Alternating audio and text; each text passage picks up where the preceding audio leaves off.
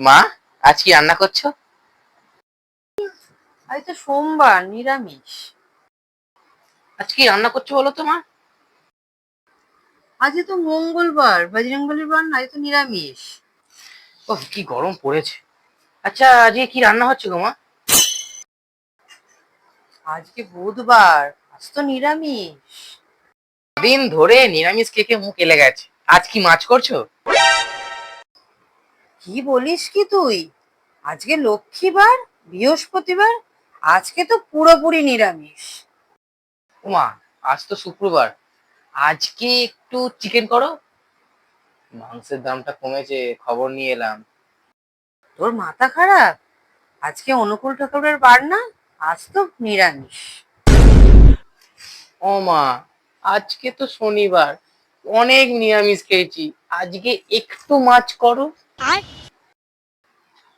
আজ তো শনিবার, বড় বাবার বার। বাবা, আজ তো তুই একদম কোনো কথাই বলিস না। মা, আজ রবিবার। 6 দিন ধরে আর পারছি না গো। এই গরিব আজ একটু মাটন তো আশা করতেই পারে। আজ তো করা যেতেই পারতো, রবিবার।